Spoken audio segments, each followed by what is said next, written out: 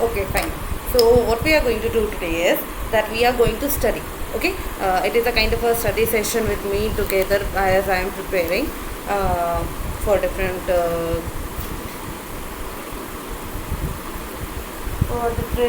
this you can say for different examinations. So I thought that maybe we can do it together. So now in a focused way, I'll study also, मैं समझूंगी भी, मैं पढ़ूंगी भी, और मैं जितना हो सकेगा कोशिश करूंगी कि आपको बहुत सिंपल लैंग्वेजेस में समझा सकूँ. कोई इंटेंशन बाकी किसी चीज़ का नहीं है. द ओनली टेंशन इज़ कि आई लर्न बेटर एंड अगर आप लोग सुन रहे हो तो यू लर्न बेटर. चलिए तो शुरू करते हैं. अभी हम लोग बायोलॉजी सेक्शन के थ्रू जा रहे हैं. बेसिकली डिफरेंट क्वेश्चंस है मेरे सामने, तो one by one basically PYQs ही है, तो वन बाय वन हम लोग एक एक क्वेश्चंस को देखेंगे, करेंगे कि क्या है क्वेश्चंस. एंड आज कोशिश करेंगे कि हम लोग ये पूरा बायोलॉजी सेक्शन जो है वो कंप्लीट कर लेते हैं within one hour I guess. तो लेट्स स्टार्ट. चलिए तो जब हम लोग बात करते हैं कि the question is which one of the following statement is incorrect about the muscles in the body. Muscles become shorter, stiffer and thicker when contracted. Muscles जो है वो शॉर्टर, थिकर या स्टिफर बन जाता है क्या जब कॉन्ट्रैक्ट करता है तो. Muscles can only push the bone. Muscles to work in pairs. तो इसमें से हम लोग को फाइंड करना है इनकरेक्ट. क्या इनकरेक्ट है? So according to me, I think that muscles can only push the bones should be wrong, because as far as I think that muscle can pull the bones but they can't push them back to the original position. जहाँ तक मुझे लगता है कि वो सही answer होना चाहिए, क्योंकि मसल्स जो है वो सिर्फ पुल कर सकता है, पुल आउट कर सकता है, लेकिन बोन्स को वापस अपने राइट पोजिशन पर भेज नहीं सकता है. And yes, the answer is correct. Muscles can only push the bones. See, muscles are the soft tissues made up of many fibers. बहुत सारे फाइबर्स के बने होते हैं मसल्स जो हमारे होते हैं.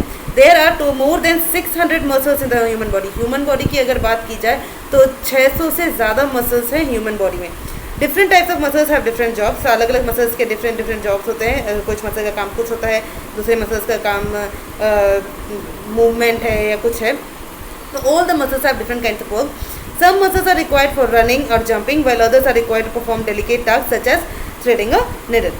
डिफरेंट मसल्स एज तो कुछ मसल्स ब्लिंकिंग के लिए काम है, कुछ मूवमेंट के लिए काम होता है, कुछ रनिंग जंपिंग के लिए काम होता है, एंड कुछ होता है एकदम माइन्यूट सा कि हम लोग थ्रेडिंग कर रहे हैं, तो ऑल दैट के लिए ये सारे डिफरेंट मसल्स का काम आता है. Muscles have the ability to contract and relax which results in the movement of mills. Muscles have the ability to contract and relax which results in the movement of mills. Muscles का क्या ability होता है कि वो contract भी कर सकता है और वो रिलैक्स भी कर सकता है. मतलब वो कॉन्ट्रैक्ट मतलब वो होता है कि एक सिकुड़ना, तो वो कॉन्ट्रैक्ट भी कर सकता है और रिलैक्स भी कर सकता है. और ये कॉन्ट्रैक्शन और रिलैक्सेशन जो है ये हमें जो मसल्स का होता है उसके वजह से ही हम लोग अपने बॉडी के डिफरेंट पार्ट्स को मूव कर पाते हैं.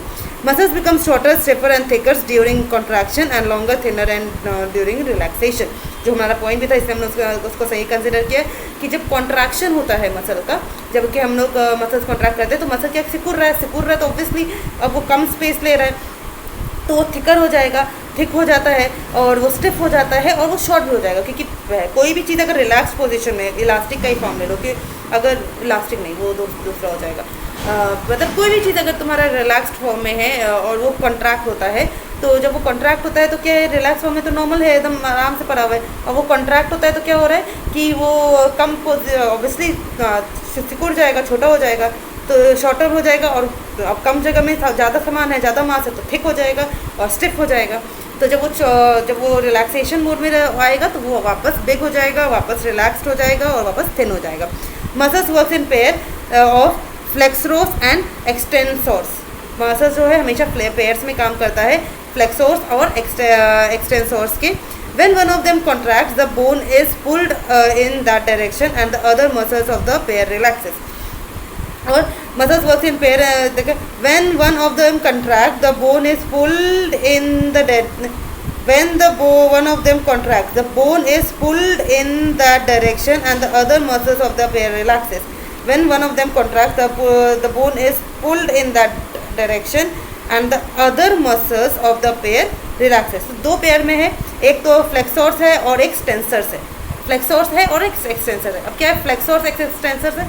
अब फ्लेक्सोर और एक्सटेंसर्स ये दो मसल्स के पार्ट है. अब क्या होता है कि उसमें अब फ्लेक्सोर्स या एक्सटेंसोर्स दोनों में से कोई एक जो है वो कॉन्ट्रैक्ट करता है. तो अगर फ्लेक्सोर्स मान लो कॉन्ट्रैक्ट कर रहा है तो क्या होता है एक्सटेंसोर्स रिलैक्सेशन पोजीशन में, तो जो बोन है when one of them contract, the bone is pulled in the direction and the other muscles of the pair relaxes. तो जो भी मसल्स कॉन्ट्रैक्ट हो रहा है, जैसे अगर हम लोग का फ्लेक्सोर्स जो है वो कॉन्ट्रैक्ट हो रहा है, तो जो भी बोन है हमारा, अगर हमारे अगर हमको हाथ को ऊपर करना है, तो अगर मान लो मेरा वो फ्लेक्सोर्स ऊपर है और हम कॉन्ट्रैक्ट कर रहे हैं, तो वो उस डायरेक्शन में मूव करता है, तो जो दूसरा पेयर है जो कि एक्सटेंसोर्स है वो रिलैक्सेशन मोड पे चला जाता है. To move the bone in the opposite direction, the relaxed muscle contracts and the first one relaxes. और अगर इस मुझे पोजीशन में मूव करना है और अगर फ्लेक्सोर्स ऊपर है और एक्सटेंसोर्स नीचे, तो फ्लेक्सोर्स ऊपर कॉन्ट्रैक्ट किया तो ये ऊपर मूव कर गया और एक्सटेंसोर्स रिलैक्स कर रहा है. अगर हमको उसको अपोजिट डायरेक्शन में मूव करना है तो वापस फ्लेक्सोर्स जो है वो रिलैक्सिंग पोजीशन में आना चाहिए और एक्सटेंसोर्स कॉन्ट्रैक्ट होना चाहिए. और जिस तरफ कॉन्ट्रैक्शन आएगा उस तरफ हमारा जो मसल्स है वो हमारे लिम्ब को पुल करता है. Thus two muscles have to work together to move a bone. इसीलिए फ्लेक्सोर्स और एक्सटेंसोर्स दोनों मसल्स को साथ साथ ही काम करना होगा, तब जा करके हम लोग का जो लिम्फ है वो मूव करेगा. Muscles can pull bones. Muscles जैसे हमने क्या किया, मसल्स जो है कॉन्ट्रैक्ट किया तो पुल किया अपनी तरफ, लेकिन पुश नहीं करता है. दूसरी तरफ जाने के लिए क्या करता है, दूसरी तरफ जाने के लिए दूसरा कॉन्ट्रैक्ट करके पुल करता है और नीचे वाला रिलैक्स करता है. तो मसल्स हम कभी भी पुश नहीं करता है, वो हमेशा पुल करता है. They can't push them back to the original position. वो अपोजिट डायरेक्शन में जाने के लिए वापस आपको उसको कॉन्ट्रैक्ट करना पड़ेगा, लेकिन वो पुल नहीं कर सकता है. Next question, the type of joint found on the shoulder is also found at. मतलब शोल्डर के पास जो जॉइंट होता है वो और कहाँ पाया जाता है. तो एक तो तरीका होता है कि हमें याद हो कि ये क्या है, तो बॉल सॉकेट जॉइंट है या वॉट एवर इट इज. या दूसरा तरीका होता है कि और कहाँ हो सकता है. तो ये अगर आप देखोगे तो ये फुल रोटेट कर रहा है, राइट. तो ऐसा और कहाँ होगा कि ये फुल रोटेट कर रहा है, तो आई थिंक हमारे हिप के पास होता है. So yes, the answer is right. It is near the hip. Hip के पास भी ऐसा ही होता है, ऐसा जॉइंट है कि जिसकी वजह से हम अपने हिप्स को भी उसी तरह से 360 डिग्री मूव कर सकते हैं जिस तरह से हम अपने हैंड को मूव कर सकते हैं. Now coming to the explanation part, the type of joint found at the shoulder is a ball and socket joint. As I said you earlier that यहाँ पे जो जॉइंट फॉर्म होता है वो बॉल एंड सॉकेट जॉइंट होता है. Ball में एक बॉल इस तरह का रहता है और फिर जाकर के ये मिल जाता है और इस तरह से तब ये जाकर के पूरा रोटेट करता है और मूव कर पाता है. तो बॉल एंड सॉकेट जॉइंट है ये. In this type of joint one end of the bone is rounded ball like and fits it to a cup like depression and another bone. एक जो होता है ball like fits like movement में बना होता है एक बोन, और एक दूसरा जो कप लाइक का होता है उसमें जाकर के फिट हो जाता है और फिर जाकर के ये जो है मूवमेंट कराने में मदद करता है. A similar type of this enables the multi directional movement. देखो मल्टी डायरेक्शन पूरा 360 आगे ऊपर पीछे नीचे सब जगह मूव कर सकते हैं ना, तो 360 डायरेक्शन में मूव हो सकता है. The shoulder joint is also known as the glenohumeral joint. तो शोल्डर जॉइंट को एक और नाम से भी बोलते हैं GLENOHUMERAL, जो नॉर्मल जॉइंट. जैसे अगर आप देखोगे, just give me 1 second.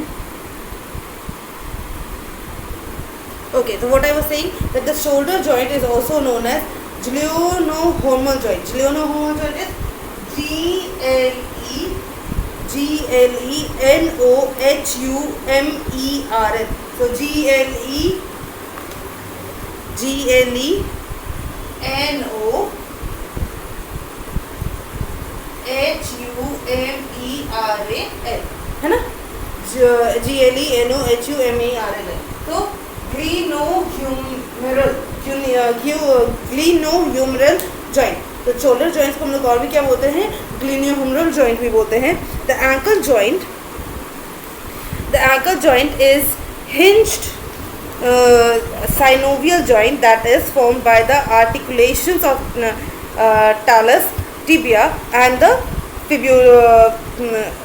fibula bone. तो ankle joint जो होता है उसको क्या बोलते हैं, is a hinged synovial joint. उसको hinged synovial joint भी बोलते हैं. शोल्डर जॉइंट जैसे हमने बोला जियोनियोहर्मल जॉइंट होता है. शोल्डर जॉइंट क्या है, जियोनियोहर्मल जॉइंट होता है. लेकिन अगर हम लोग एंकल जॉइंट की बात करें तो ankle joint is hinged synovial joint. Ankle joint जो होता है उसको हिंज्ड साइनोवियल जॉइंट भी बोलते हैं.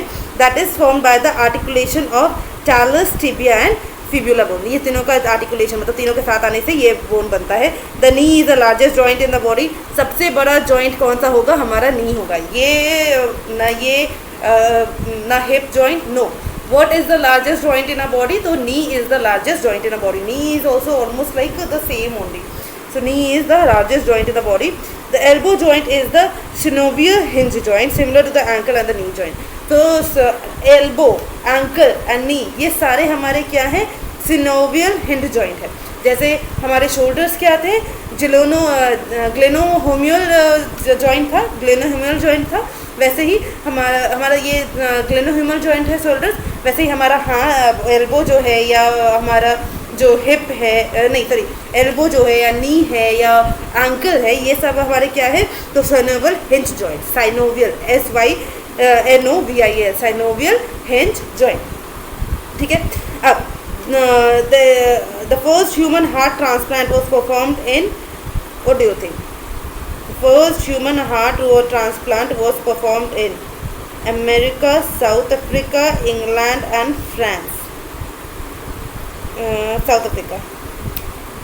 The least what you will expect. तो जो सबसे पहला ह्यूमन हार्ट ट्रांसप्लांट जो हम लोग लीस्ट डेवलप्ड नेशन जिसको मानते हैं साउथ अफ्रीका, उस वहाँ पे सबसे पहला जो था आपका हार्ट ट्रांसप्लांट जो था वो हुआ था। हार्ट ट्रांसप्लांट के केस में बस याद रखिएगा कि आपको जो लीस्ट एक्सपेक्ट कर रहे हो, जो कि साउथ अफ्रीका में फर्स्ट टाइम जो है कोई भी हार्ट ट्रांसप्लांट हुआ था, तो वो साउथ अफ्रीका में हुआ था।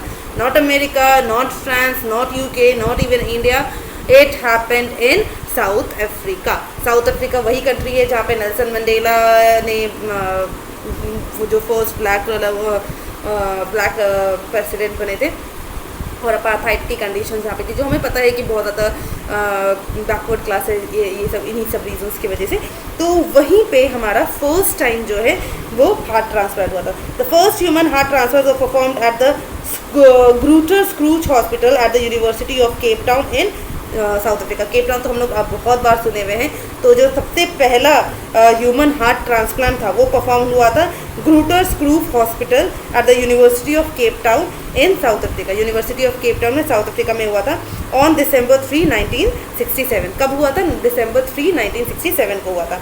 The heart is a part of the circulation of, now coming back to the, एकदम समझने की कोशिश करते हैं ना। तो heart is a part of the circulatory system. हमें पता है हार्ट क्या है, एक जो सर्कुलेटरी सिस्टम होता है जो पूरा बॉडी में ब्लड पंप करता है, वो मेन काम हमारा हार्ट का होता है। तो obviously it is a part of a circulatory system.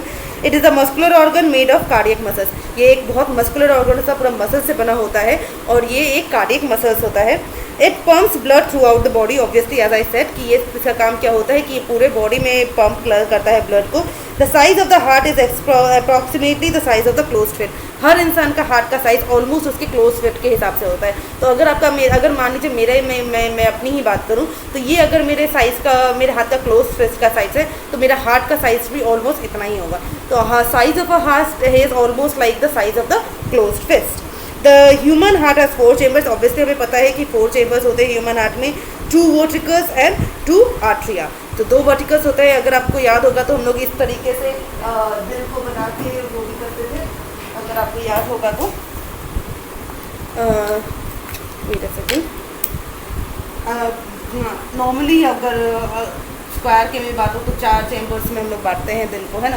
तो 1 to लेफ्ट एंड राइट, हम लोग उसके बारे में आगे धीरे धीरे करके पढ़ेंगे।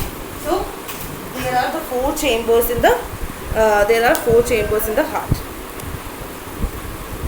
ठीक है, 4 chambers हार्ट का है ना। Pacemaker of the heart is the sinoatrial node. The heart is enclosed in the protective sac, the pericardium, which contains the pericardial fluid. तो पेसमेकर ऑफ द हार्ट, जो पेसमेकर होता है, जो डिटरमाइन करता है कि क्या रहेगा आपका ये, what will be the pace of the blood pumped of the heart is a sinoatrial node. ये एक साइनोट्रायल नोड होता है। The heart is enclose in the protective sac. Obviously हमारा हार्ट जो है वो बहुत सेंसिटिव है और बहुत इंपॉर्टेंट हिस्सा है, तो हम लोग उसको प्रोटेक्ट करके रखते हैं। तो वो प्रोटेक्टेड होता है, तो उसके अंदर वो इनक्लोज होता है, किसमें, एक प्रोटेक्टिव सैक में इनक्लोज होता है। The pericardium which contains the, तो pacemaker of the heart is the sinoatrial node. Sinoatrial node, atrial जो होता है, ट्रायल एनर, तो पेसमेकर का जो हार्ट होता है वो साइनोट्रायल नोड होता है। And the heart is enclose in the protective sac. जो हमारा हार्ट है वो एक प्रोटेक्टिव सैक के अंदर इनक्लोज रहता है। The pericardium which contains the pericardial fluid. तो एक पेरिकार्डियम के अंदर, किसके अंदर इंक्लोज होता है, तो एक पेरिकार्डियम के अंदर इंक्लोज होता है। और उसके अंदर ऑब्वियसली अब ऐसे हार्ट रहेगा तो वैक्यूम में तो रहेगा नहीं, तो वो मतलब फ्रिक्शन वुक्शन हो सकता है। तो एक फ्लूइड होता है पेरिकार्डियल फ्लूइड। पेरिकार्डियल हमारा वो, अगर आपको याद होगा तो हमने बोला कार्डियक मसल है, तो ऑब्वियसली जो भी होगा हार्ट से रिलेटेड तो वो कार्डियल टाइप का होगा, इसलिए इसको याद रखने का एक बस टेक्निक है। तो वो किससे इंक्लोज होता है, तो पेरिकार्डियल फ्लूइड के अराउंड इंक्लोज होता है, which contains the pericardial fluid. Protective sac का नाम क्या है, pericardium. Protective sac, pericardium fluid, pericardial fluid, pericardial fluid, protective sac, pericardium, और वो फ्लूइड का बात करें तो पेरिकार्डियल फ्लूइड, प्रोटेक्टिव सैक और पेरिकार्डियल फ्लूइड। सैक का नाम प्रोटेक्टिव सैक जिसके अंदर हार्ट रहता है, the pericardium, the protective sac is pericardium and the fluid is pericardial fluid. चलिए आगे बढ़ते हैं। वेन्स कैरी, ऑब्वियसली हमें ये तो एकदम अच्छे से पता है, veins carry is the deoxygenated blood. हमारा जो वी से होता है वेन्स, बाद में जो आता है वेन्स जो है हमारा वो डीऑक्सीजनेटेड ब्लड कैरी करता है। डीऑक्सीजनेटेड ब्लड क्या है, हम लोग का जो बॉडी है वो सबको ऑक्सीजन मिलना चाहिए। सारे सेल्स, जितने भी बॉडी सेल्स हैं, सबको ऑक्सीजन की बहुत ज़्यादा ज़रूरत होती है। तो सारे सेल्स ऑफ द बॉडीज़ को ऑक्सीजन की ज़रूरत होती है।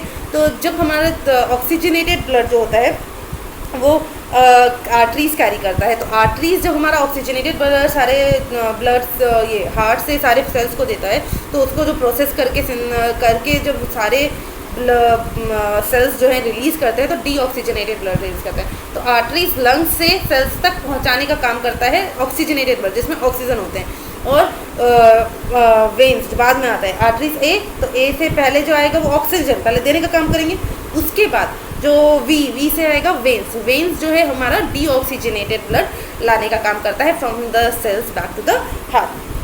So veins carry deoxygenated blood, but the exception are the pulmonary and the umbilical veins। Pulmonary तो आपको याद रखना पड़ेगा, पल्मोनरी आर्टरी और पल्मोनरी वेन्स। अगर वेन्स जो है डीऑक्सीजनेटेड ब्लड कैरी करने का काम करता है तो पल्मोनरी वेन क्या करेगा, वो ऑक्सीजनेटेड ब्लड कैरी करेगा। अगर आर्टरी जो है वो ऑक्सीजनेटेड ब्लड कैरी करने का काम करता है तो पल्मोनरी आर्टरी क्या करेगा, वो डीऑक्सीजनेटेड ब्लड कैरी करेगा। तो एकदम अपोजिट हो जाता है। तो पल्मोनरी वेन की जब हम बात करते हैं तो पल्मोनरी वेन ऑब्वियसली हमारा जो वेन्स था वो क्योंकि डीऑक्सीजनेटेड ब्लड कैरी करता था, तो हमारा जो पल्मोनरी वेन होगा वो क्या करेगा, ऑक्सीजनेटेड ब्लड कैरी करेगा। तो it is carrying the oxygenated blood. चलिए अब आगे बढ़ते हैं। एक अम्बिकल वेन्स भी है, तो पल्मोनरी वेन्स और अम्बिकल वेन्स ये जो दोनों हैं हमारा वो डीऑक्सीजनेटेड ब्लड के जगह पे ऑक्सीजनेटेड ब्लड को कैरी करता है। ठीक है, वेन्स की बात हो रही है। Both of them carry oxygenated blood to the heart, दोनों ऑक्सीजनेटेड ब्लड को ही हार्ट में लेके जाते हैं। Arteries carries oxygenated blood, but the two exceptions are pulmonary artery and the umbilical arteries। जैसे मैंने कहा कि pulmonary artery and umbilical arteries जो है, arteries क्या, ये दोनों वर्ड याद रखिए, pulmonary and umbilical। तो pulmonary और umbilical दोनों ही ऐसे शब्द है जो कि एकदम अपोजिट काम करेंगे। अब हम क्योंकि उस समय हम लोग वेन्स का पढ़ रहे थे तो वेन्स का अपोजिट हुआ, डीऑक्सीजनेटेड वेन्स कैरी करता है तो ये लोग ऑक्सीजनेटेड करता था। अब हम लोग आर्टरीज पढ़ रहे हैं तो आर्टरीज तो जनरली ऑक्सीजनेटेड ब्लड कैरी करता है। तो अगर हम लोग पल्मोनरी आर्टरीज और हम लोग अगर मान लीजिए पल्मोनरी आर्टरीज और अगर हम लोग मान लीजिए अम्बिकल आर्टरीज की बात करें तो ऑब्वियसली ये हमारा डीऑक्सीजनेटेड ब्लड को कैरी करेगा ब्लड से, which carries deoxygenated blood to the organs. वो ऑर्गन्स के पास डीऑक्सीजनेटेड ब्लड लेके जाता है, that oxygenated lungs and placenta. तो सारे ब्लड्स के पास तो नहीं जा सकता है, तो दो जगह है जहाँ पे डीऑक्सीजनेटेड ब्लड जाता है। तो हार्ट से जो डीऑक्सीजनेटेड ब्लड निकलता है वो ले जा करके ये जो पल्मोनरी वेन है, पल्मोनरी वेन नहीं आर्टरी, पल्मोनरी आर्टरी है और अम्बिकल आर्टरीज है, ये क्या करते हैं हमारे हार्ट से डीऑक्सीजनेटेड ब्लड लेकर के वो लंग्स और प्लासेंटा को देते हैं। किसको देते हैं, लंग्स और प्लासेंटा, जो ऑब्वियसली हमें पता है कि प्योरीफाई ये वापस ब्लड प्योरीफिकेशन का काम करता है। A machine electrocardiogram is used to obtain the electrocardiogram। ECG हमें पता है कि हमें ECG करवाते हैं हार्ट के लिए। ECG is a graphical representation of electrical activity of heart during the cardiac cycle। ECG क्या है, तो एक रिप्रेजेंटेशन है इलेक्ट्रिकल एक्टिविटी जो कि हार्ट एक कार्डियक साइकिल में किस तरह से हार्ट होता है ना, लब डब लब डब लब डब डब डब, तो वो जो बीटिंग होता है हार्ट का वो कैसे होता है वो हम लोग इसमें देखते हैं। देखो कंफ्यूज नहीं होना है, ECG इलेक्ट्रोकार्डियोग्राम वो आपका हार्ट के लिए होगा, EEG इलेक्ट्रोएन्सेफेलोग्राम जो है, इलेक्ट्रोएन्सेफेलोग्राम वो आपका ब्रेन के लिए होता है. It's the test that measures electric activity in the brain. ऐसा टेक्निक है जिसकी वजह से हम लोग अपने ब्रेन की एक्टिविटी को मॉनिटर कर सकते हैं. तो ईसीजी इलेक्ट्रोकार्डियोग्राम हमारे हार्ट को मॉनिटर करेगा, और ईईजी जो इलेक्ट्रोइंसेफेलोग्राम है वो हमारे ब्रेन की एक्टिविटी को वो करने में मदद करता है. Next, the only artery which carries deoxygenated blood. अभी हमने किया था, खुद से सोचिए. आर्टरी है, आर्टरी क्या करता है? ऑक्सीजनेटेड ब्लड कैरी करता है. करेक्ट, नो कंफ्यूजन थे. आर्टरीज हम लोग का ऑक्सीजनेटेड ब्लड कैरी करता है. यहाँ पे बोल रहा है only artery that which carries deoxygenated blood. Pulmonary artery होगा या अम्बिकल आर्टरी होगा, देख लेते हैं. पल्मोनरी आर्टरी है तो पल्मोनरी आर्टरी आंसर हो जाएगा. अब next, the non cellular part of limbs is made up of about -% of water. जो non cellular part of limbs होता है वो कितना % ऑफ वाटर से मेड अप होता है? 90%, 95%, 50% एंड 94%. तो non cellular part of limbs is made up of -% of water. I think 94%, and that is correct. So कैसे? See, the non-cellular part of lymph is made up of about 94% of water. 94% of water से बना होता है. Lymph also called as lymphatic fluid. lymph को हम लोग और क्या बोलते हैं? lymphatic fluid के नाम से भी जानते हैं. is a collection of extra fluid that drains from cells and tissue that is not reabsorbed in the capillaries plus other substances. हमने आगे भी देखा था कि लिम्फोसाइट से वैसे होते हैं. लिम्फोसाइट एक वैसे WBCs होते हैं जो हम लोग को मदद करते हैं कि वो सारे सेल्स में जो एक्स्ट्रा फ्लूइड्स रह जाता है वो कलेक्ट करके वापस से ब्लड सर्कुलेशन में डालते हैं, ब्लड में डालते हैं, जिसकी वजह से जो कंसिस्टेंसी होता है ब्लड का वो मेंटेन रहता है. लिम्फोसाइट्स वो काम करते हैं. और एक था जो हम लोग को वो करने में मदद करता था. लिम्फोसाइट्स ये काम करता था. और एक और, हाँ, ये एड्रेनल ग्लैंड जो है, जो आपका ये एड्रेनल ग्लैंड जो है वो जो आपका किडनी में है, एड्रेनल ग्लैंड जो कि आपका एड्रेनलाइन रिलीज़ करता है या कोलेस्ट्रॉल रिलीज़ करता है, एक तरह से स्ट्रेस हार्मोन जिसको बोलते हैं, वो आपका एल्डोस्टेरोन भी रिलीज़ करता है. एल्डोस्टेरोन जो होता है वो भी आपका एक तरह से सोडियम और वाटर का कंसिस्टेंसी ब्लड में मेंटेन करता है. तो इसलिए इसको भी लाइफ सेविंग हार्मोन के नाम से जानते हैं. एल्डोस्टेरोन ये क्या होगा? Aldosterone, adrenal gland. Adrenal gland क्या एड्रेनल ग्लैंड. एड्रेनाइन ग्लैंड क्या रिलीज़ करता है? एड्रेनाइन रिलीज़ करता है, और एल्डोस्टेरोन रिलीज़ करता है, और कोलेस्ट्रॉल रिलीज़ करता है. कोलेस्ट्रॉल तो पता है तेल से, खाने से नहीं खाना चाहिए, ये वाली चीज़ ज़्यादा ना. तो कोलेस्ट्रॉल वाली चीज़, ये तीनों चीज़ जो है हमारा कौन रिलीज़ करता है? तो एड्रेनल ग्लैंड रिलीज़ करता है. ठीक है, इसलिए इसको लाइफ सेविंग हार्मोन नहीं बोलते. अब वापस आते हैं इस चीज़ में. तो लिम्फ से हमको याद है, तो lymph also called as lymphatic fluid is a collective of extra fluid. ये क्या है? ये सारा कलेक्शन है एक्स्ट्रा फ्लूइड का that drains from the cells, जो सेल से ड्रेन होता है टिश्यू से, and that is not reabsorbed into the capillaries plus other substances. तो ये कलेक्ट करता है, जैसे हमने बताया कि सारे जो ब्लड्स और कैपिलरीज टिश्यूज़ में जो सारे सेल्स और टिश्यूज़ में जो एक्स्ट्रा फ्लूइड रह जाते हैं उसको रीअब्सॉर्ब करके रीअब्सॉर्ब करने का जो एक्स्ट्रा फ्लूइड है उसका कलेक्शन जो है इसको हम लोग लिम्फ बोलते हैं. Lymph return proteins and excess industrial Lymph returns protein and excess interstitial fluid to the bloodstream. Lymph also transfers fats and digestive system to the blood via क्लायरोसिस. तो ऑब्वियसली सिर्फ वाटर तो नहीं है, 94% तो वाटर रहता है, 94% तो इसका वाटर रहता है, लेकिन बाकी % और भी चीज़ें होती है. तो वो जो भी चीज़ें होती हैं प्रोटीन या एक्सेस इंटरस्टेशियल फ्लूइड, ये सारे जो है वापस ब्लड स्ट्रीम में डाल देता है, और फैट्स को भी ट्रांसपोर्ट करने का काम करता है from the digestive system to the blood via chylomicrons. Chylomicrons के थ्रू क्या करते हैं? क्लाइनोमाइक्रोन्स जो होते हैं उसके थ्रू जो फैट्स हमारे बॉडी में सिस्टम, डाइजेस्टिव सिस्टम में बना होता है उसको कैरी करने का काम करता है through the blood system to the blood में कैरी करने का. तो वो इंटेस्टाइन से लेकर के ब्लड में डालता है, और with the help of chylomicrons. The smell of the goat food causes watering in the mouth. It is an dash ordinary reflex, acquired reflex, inborn reflex or natural reflex. I think it will go with acquired reflex है, क्योंकि ordinary reflex नहीं, क्योंकि बचपन से हमारे साथ नहीं होता है. The smell of good food causes watering the mouth due to the acquired reflex.